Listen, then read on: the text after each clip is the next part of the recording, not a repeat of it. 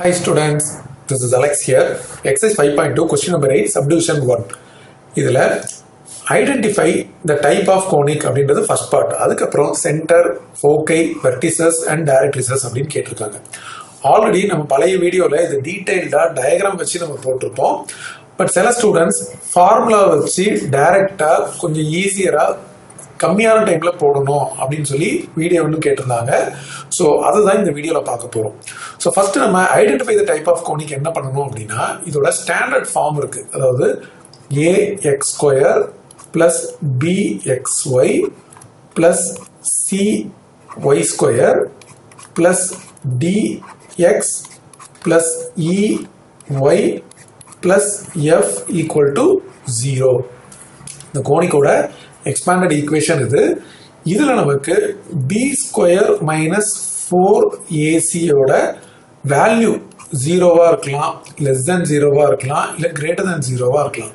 So equal to 0வா இருந்துச்சு அப்படின்னா இந்த கோனிக் பேரபோலா அப்படின்னு அர்த்தம். லெஸ் தேன் 0வா இருந்துச்சுன்னா இது எலிப்ஸ், அண்ட் கிரேட்டர் தேன் 0வா இருந்ததுன்னா இது ஹைப்பர்போலா. ஸோ இந்த கண்டிஷன் வச்சு தான் நம்ம இது என்ன கோனிக் அப்படின்றத ஐடென்டிஃபை பண்ண போறோம். இப்போ இதை எக்ஸ்பேண்ட் பண்ணும்போது x² வரும் இல்லையா, அது கூட இருக்கிறது 1/225. அப்போ நான் டைரக்டா a அப்படின்றது 1/225 அப்படின்னு எடுத்துக்கலாம். அதுக்கப்புறம் b நமக்கு 0 வரும், ஏன்னா இங்க xy டமே வராது. அண்ட் c யோட வேல்யூ இந்த y² கூட 1/289 இருக்கும். ஸோ இதை எடுத்து இந்த கண்டிஷன் b² minus 4ac போட்டா 0² minus 4 into 1/225, அதுக்கப்புறம் 1/289. இது நமக்கு நெகட்டிவ் வேல்யூ வரும். ஸோ நம்ம டைரக்டா லெஸ் தேன் 0 அப்படின்னு போட்டலாம். அதனால இது எலிப்ஸ் அப்படின்றத நம்ம ஐடென்டிஃபை பண்ணிட்டோம். இப்ப அடுத்தது மீதி சென்டர், ஃபோக்கை, வெர்டிசஸ், டைரக்ட்ரிசஸ்லாம் கண்டுபிடிக்கணும் அப்படின்னா இந்த எலிப்ஸோட ஸ்டாண்டர்ட் ஃபார்மோட கம்பேர் பண்ணும். பட் இங்க y² டேர்முக்கு கீழே தான் பெரிய நம்பர் இருக்கு. அப்ப நம்ம வெர்டெக்ஸ் அதர் தென் சென்டர் அதர் தென் ஆரிஜின் இருக்கும்போது நம்ம x minus h whole square by b² plus y minus k whole square by a² equal to 1 அப்படின்ற ஸ்டாண்டர்ட் ஃபார்மோட கம்பேர் பண்ணுவோம். ஸோ இது y ஆக்சிஸ்ல எலாங்கேட்டடா இருக்கும். ஸோ பெரிய வேல்யூ எதுவோ அதுதான் a² எடுக்கணும். அதுதான் எலிப்ஸோட பேசிக்ஸ். ஸோ இங்க 289 இருக்கு, அது 225ஓட பெரிய வேல்யூ. அதனால நம்ம இந்த மாதிரி ஈக்குவேஷன் எழுதியிருக்கோம். இப்போ இதுல இருந்து நம்ம இங்க x minus h இருக்கா, இங்க x minus 3 இருக்கு. அப்போ h ஓட வேல்யூ என்ன வரும்? 3. அதே மாதிரி k ஓட வேல்யூ 4 and b² ஓட வேல்யூ 225 and a² ஓட வேல்யூ 289. ஸோ இந்த 4 வேல்யூ எழுதியாச்சு. இதுல இருந்து b எடுத்துக்கலாம். இதுக்கு நம்ம ரூட் எடுத்தோம்னா 15 வரும், அண்ட் a எடுத்தோம்னா 17 வரும். அண்ட் எப்பவுமே இந்த ஃபோக்கை, டைரக்ட்ரிசஸ் இதெல்லாம் போடும்போது e ஓட வேல்யூ வேணும். ஸோ அதுக்கு நம்ம b² equal to a² into 1 minus e² அப்படின்ற ஃபார்முலா இருக்கு. பட் இதை நம்ம இன்னொரு ஃபார்முலையும் எழுதுவோம். ஸோ a² உள்ள மல்டிப்ளை பண்ணிட்டா a² e² அப்படின்னு இங்க வரும். அண்ட் c அப்படின்னு நம்ம இந்த ae எடுத்துப்போம். அப்போ நம்மளோட formula b² is equal to a² minus c² அப்படின்னு வந்துருச்சு. இப்போ இதுல b² 225ன்னு சப்ஸ்டிடியூஷன் பண்ணியாச்சு.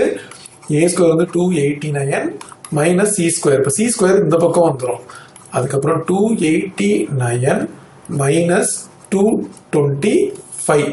ஸோ 289 மைனஸ் 225 அப்படின்னும்போது சப்ட்ராக்ஷன் பண்ணா நமக்கு 64 வருது. ஸோ c² ஈக்குவல் டு 64 அப்படின்னா c 8. இதுக்கப்புறம் நம்ம அவங்க கேட்டிருக்க ஒவ்வொரு வேல்யூயும் கண்டுபிடிக்க போறோம். ஸோ சென்டர், ஸோ சென்டரோட ஃபார்முலா h, k.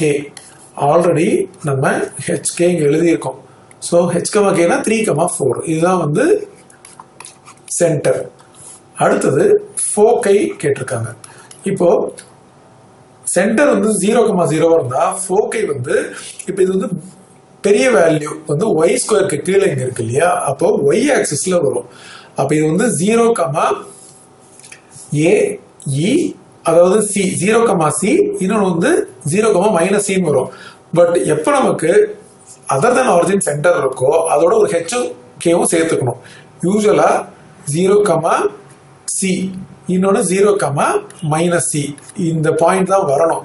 இப்போ நம்ம என்ன பண்ண போறோம்னா இது கூட ஒரு ஹெச்சும் கேவும் சேர்த்துக்கணும். அப்போ ஃபார்முலா வந்து h + 0னா அது h தான், அடுத்து k + C.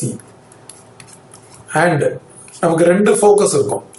இன்னொன்று வந்து இதோட ஹெச்சும் கேவும் சேர்த்தோம் அப்படின்னா h + 0 is h, இங்கே k சேர்க்கும் போது k - C.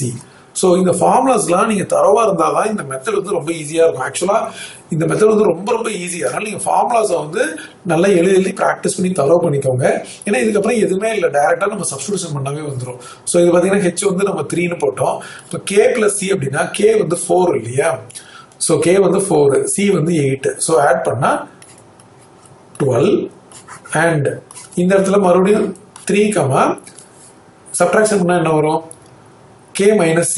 So 4 - 8 அப்படின்னா -4.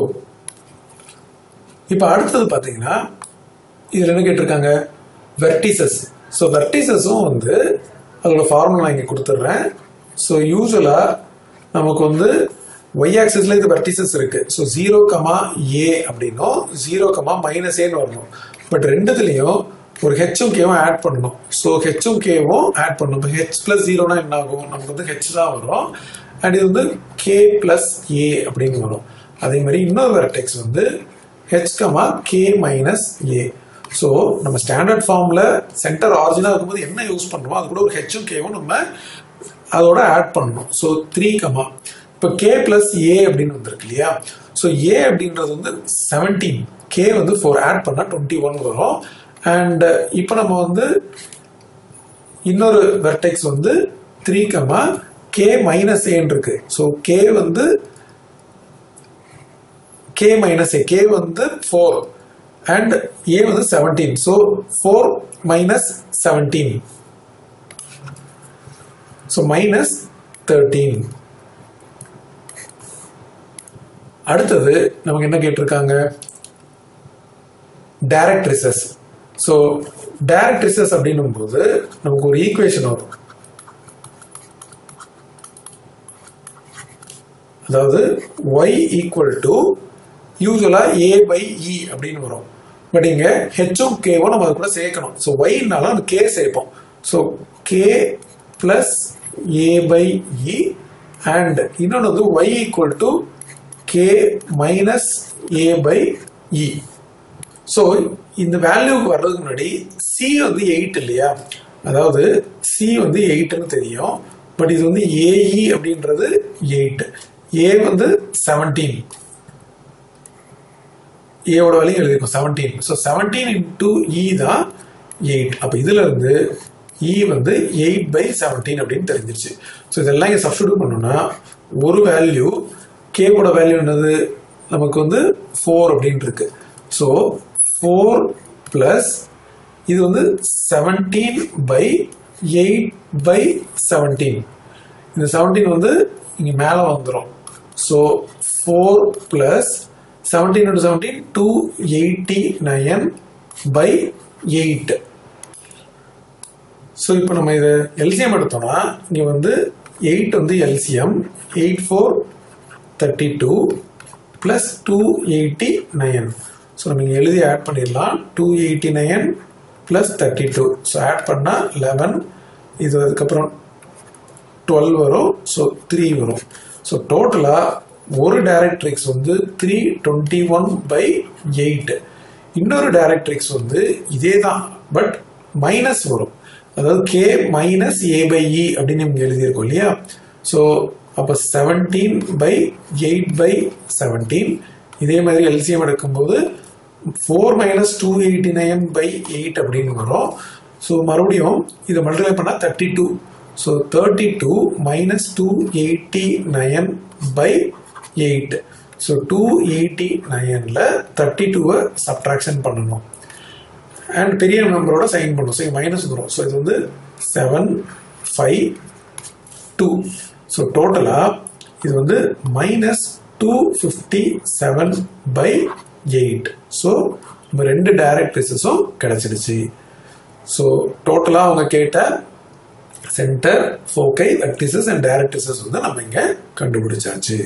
ஸோ இங்க நம்ம எந்த டயக்ராமே யூஸ் பண்ணல, பட் ஃபார்முலா வந்து நீங்க பயங்கர தரவா இருக்கணும். எந்த ஃபார்ம் வரும், அதுக்கு என்ன ஃபார்முலா அப்படின்னு தெரிஞ்சதுன்னா நம்ம டைரக்டா சப்ஸ்டிடியூஷன் பண்ணிடலாம்.